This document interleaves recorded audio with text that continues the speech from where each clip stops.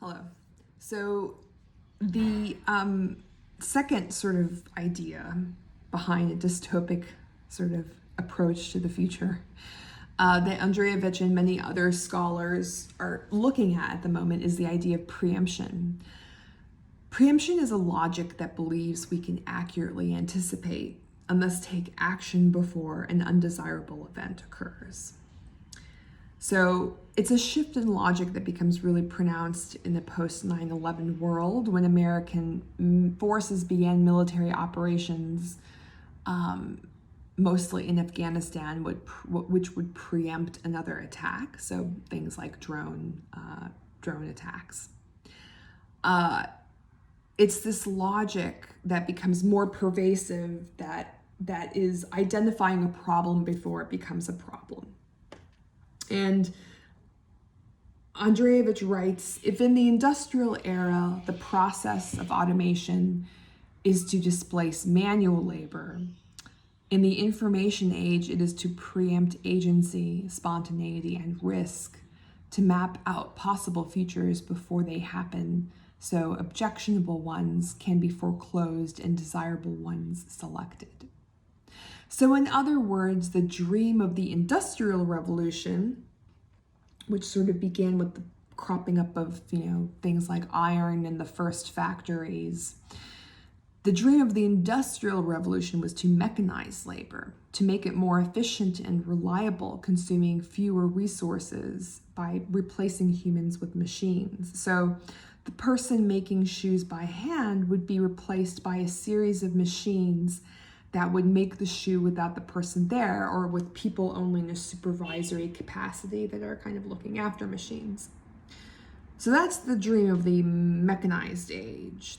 The dream of the information age is to not displace human behavior, but to preempt it, to anticipate and thwart its risks, to select desirable futures from an array of possibilities. And in pursuit of this, we hand over these preemptive tools and decisions to machines, many times algorithms, so we can sit back and live the best possible future. So the furniture for our flat, the best music for our playlist, the best color for our skin tones, the best schedule of courses for our present tracking towards graduation or allocate. All of these are sort of decision-making machines that preempt possible issues or clashes. So preemption biases the need for logical argument and critical thought, the need to evaluate competing narratives and sculpting of an evidence-based argument, because you don't even have to worry about it. It's done for you. So if a machine preempts crime, or poor consumer decisions, or poor dating matches for you, you don't have to flex your critical thinking skills or your communication skills, do you? It's just something that's taken off your plate. And particularly with algorithms that try to, like Predipol, that try to preempt crime based on and we discussed this with Software Week, these sort of systems that try to prevent crime by tracking the history of crime and its frequency according to neighborhoods, reinscribe racial and class-based biases by just kind of, where do you think the crime happens? It's going to happen in sort of neighborhoods of color and low-income neighborhoods. So, it's just kind of reinscribing and reinforcing our sort of associations between, those identities and crime in ways that can be problematic. But the logic behind this is the logic of preemption. So, neighborhoods sort of, police would patrol these neighborhoods more kind of aggressively and, stop and frisk sort of people of color in the United States. And this is where a lot of issues around Black Lives Matter kind of, feed in or become a problem. If there's this kind of intense scrutinization of Black men in public and even on their front lawns, then this in turn accounts for part of the issue of sort of police brutality against people of color, at least in the United States, and it's a problem here in Australia as well. So preemption not only gathers information, but it makes decisions for you. Again, this is part of our desire to bypass language and thinking that we talked about in the last video. So preemption is made possible by an ever-widening practice of surveillance of all of our activities and movements and interactions within larger systems. And this is definitely a topic that you've addressed with Nick Cara in media platforms this semester. So you should have lots of examples to draw on in order to kind of make connections between this and that. So the logic of the Cold War era was different. It was based on mutually assured destruction. The idea that countries wouldn't nuke each other because they knew that they would also be nuked. So that's what fuels the arms race in the Cold War era, particularly between the US and Russia, of like, the US would be like, well, we have this many nukes, and they would test them in poor islands in the Pacific that then got sort of radiation poisoning, sort of like decades of sort of radiation aftermaths because of those tests. And, Russians would then go, well, we have this many nukes. And then the US go, well, we have this many more nukes. And then the Russians go, well, we also have this many more nukes. And so it's sort of a tit for tat, sort of trying to keep on top of the other sort of country in terms of your military capacity, so that if the US did launch intercontinental ballistic missiles at Russia, Russia would have the system where it just launched them right back. And so the sort of unspoken agreement between both countries is don't do that, because we'd wind up destroying each other. So this is based on a symmetrical power relationship.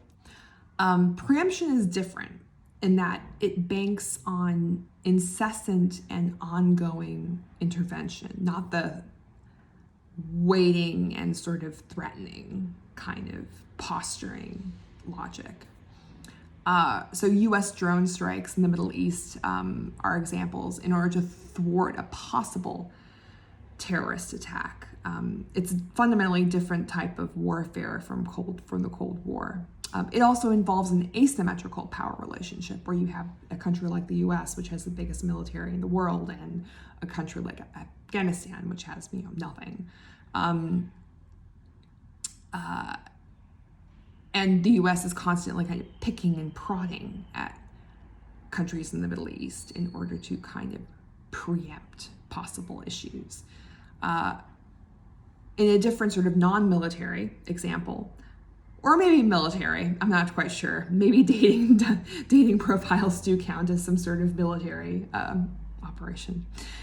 Our online selves and relationships to people and our environments, like the smart city is a different example, and the smart home, are subject to a constant process of tuning, picking, prodding, testing, in order to make us ideal partners, ideal citizens, and in order to make our environment immediately adaptable to us in real time. So the idea that in my smart home, the system would preempt my kind of discomfort in a highly humid day and have the perfect temperature ready for me before I even got home, so I wouldn't have to think about even being uncomfortable. So in this sort of logic, space, returning to ideas of space, becomes one big sensor or data eater that feeds into automated systems designed to make decisions for us based on the data we give it, either willingly or unwillingly. So cities are particularly good data opportunities because they are concentrations, highly dense examples of people and activities. So when you log on to Brisbane Wi-Fi, all your data is being kind of soaked up and aggregated in order to maximize the city or the consumer experience. The smart city is supposed to gather data in order to deliver the choice city, all the while with us not really having anything to do with the process of what the choice city is. So the idea that you're kind of, the flows of where people are moving in the city and how traffic is circulating are fed into a system which then kind of spits out a decision of like, well, this is where we need paths and roads, without really having anything to do with interfacing with people and communicating with people. That's an idea of preemption and sort of surveillance. And the idea of the choice city is, of course, constructed by those in control, usually private companies and those in power. For example, traffic systems built based on information data on flows can seem neutral, but in fact might favor wealthy drivers by allowing those with money to pay more to use lower circulation lanes. In the automated city, these lanes might shift based on flows of traffic. So this immediately disadvantages the tradie waiting in the traffic to get to a job. So these going back to our kind of work on software weeks ago, these decision-making apparati are not neutral. They sort of affect people differently based on class and race. The ideal worker has fundamentally shifted since the dawn of the industrial age, when all workers were meant to fit into the same mold. So you'd work in a factory, in that shoe factory, and each person would be making shoes at a various stage in kind of concert with machines, and you were each supposed to kind of be cogs in this system. The logic of preemption and complete information switches us to becoming hyper-consuming and hyperactive while performing our unique and distinct self that is made up of unique, differentiated, and customizable digital material and information streams. So we are also precious and so authentic and so relatable and so special when we are really just a bunch of unpaid information generators for a bunch of private companies because we're too lazy to make our own decisions or think critically about the world. So public debate in its true form has corroded, according to scholars that take a dystopic approach. Andreevich says, the challenges posed by the proliferation of competing narratives and perspectives in the absence of a civic disposition adequate to adjudicate them invoke a familiar solution: automation. The ground for this solution was prepared by the rise of automated information curation systems. If we offload the social processes that shape our information environment onto automated platforms, and the predictable result is a version of social deskilling. The next step is to automate the decision-making process itself. In other words, we are too lazy to engage in civic responsibility. We offload this work to automated systems and thus become increasingly bad at social skills and being social beings. And I hear this a lot with my students who are a little bit more cynical about the digital era, is that they feel that the smartphone has robbed them of some sort of social education that is needed to be a part of society, that the smartphone sort of causes us not to flex those social interfacing skills of actually interfacing with people in person. I mean, going back to dating apps, one complaint that I hear people make is that you'll be matched with someone and you'll go back and forth, texting, back and forth. It's like, meet the person. Maybe actually see the person in the flesh.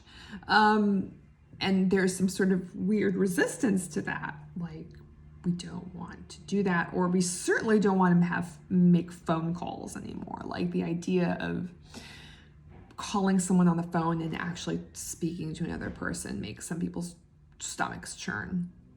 And that's a part of this kind of world of being in an automated society where we have been uneducated in the skills of having a phone in the intimacies of having a phone conversation in this present environment. So pretty grim material, but to end on a good note, I'll offer some counter arguments that draw on some of the theories we've discussed this semester. One might argue that public debate in its true form never really existed anyway. So this kind of idea of public debate and the public sphere, meaning, debating something in a kind of in a politically representative room that includes all people. That never really happened, The idea of the sort of public sphere is based on a lot of the work of Habermas, who studied sort of public debate in coffee shops hundreds of years ago. And then a lot of his critics have been like, oh, that's really nice. Did these public discussions include women or people of color or, lower class people who couldn't afford to kind of hang out in coffee shops at this time?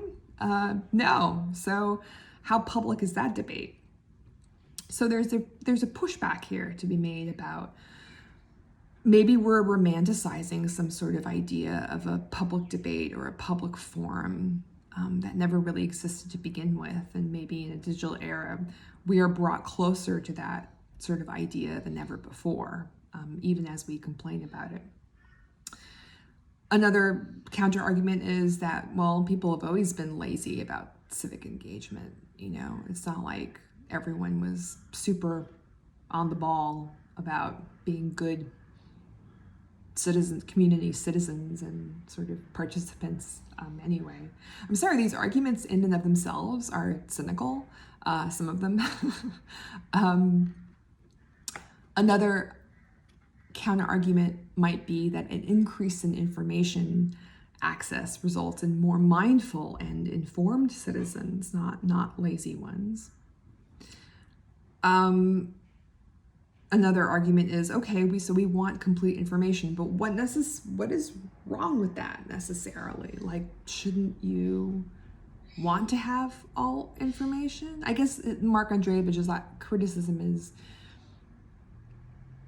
we are misled by the idea that we could have all information necessary, that you research, you want to buy a toaster and you research all the different toasters online and you have found the best toaster for you, and because you have found all the information on toasters ever. It's kind of faulty, a faulty idea. That is not, it doesn't have great consequences when you're shopping for toasters, but it does have pretty big consequences when you're shopping around for a political candidate, right? Another counter argument is that we don't work in service of machines, but we more accurately work alongside of automated sort of technology in this kind of union with them. And this is a cyborgian, going back to Donna Haraway's sort of ideas, as a cyborgian kind of idea of like, wait. Yeah, we're not being completely sort of co-opted by machines, and we're not bypassing our critical thinking to machines. We're working with machines in order to achieve sort of different goals. And, Haraway might also argue that the integration of machines actually heightens our feelings of a fragmented and partial self, that the self is fragmented, and the more technology kind of becomes a part of our lives, the more fragmented we become. You might say, what's wrong with pursuing a transparent rendition of yourself online? Maybe that digital self is just as legit as your real self. And by the way, what is a real self anyway? So haven't we just learned in Identity Week that identity is performed and is fragmented and is weird? And, it's performed based on context. So what's, the whole criticism about a digital copy of ourselves is premised on the idea that it is a digital copy of a real self, and not the real self to begin with. Like, all we have is our digital selves. That's it. We don't really have a real self. All we have is our performances of self. So it's another argument you can make. You can definitely make the argument, how can you possibly argue that things are getting worse when on the whole, no one in their right mind would actually live in any other era? Like, do you really want to go back to the 1950s where sure, things were, they have been idealized in public representation, but you could also get polio. Do you really want to die in childbirth or die of smallpox? Like, through practical kind of realities of, no one would live in the past. Are you kidding me? Like, probably die prematurely. So that's another kind of argument to be had, is that technology makes our lives better and better, not worse. You could say that we want to sculpt an authentic self online, but we learned that the self is inherently fragmented and complex. So,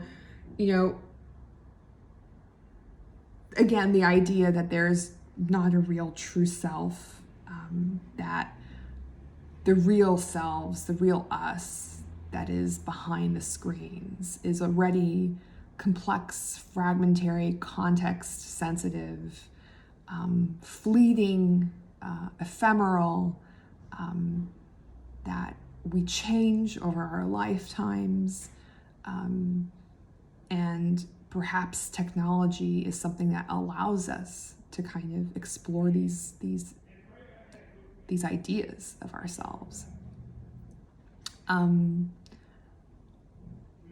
And, if you look at a lot of,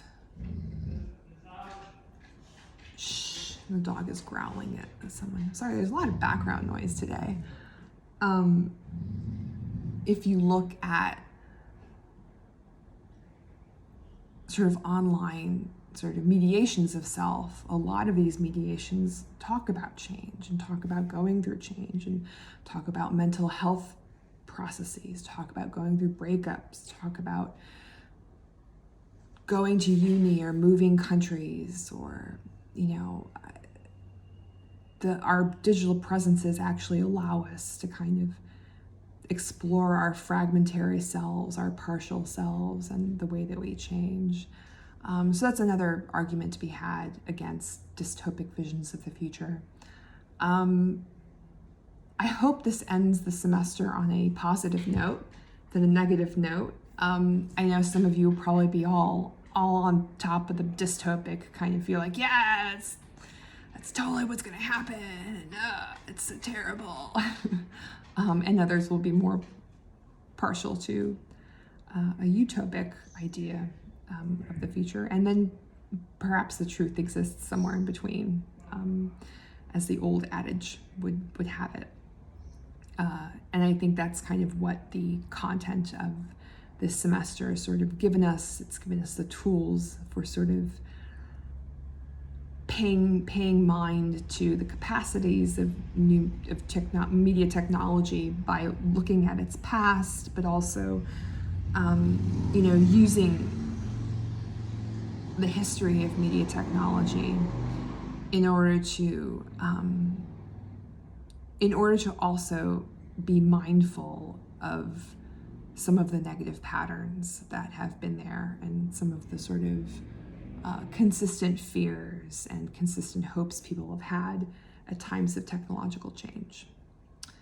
And that is how I'm going to end the semester. Yeah. Iggy, do you want to say bye? Come here. Say bye. Sit. Sit. Sit. Good boy. Say bye. Bye, class. Bye.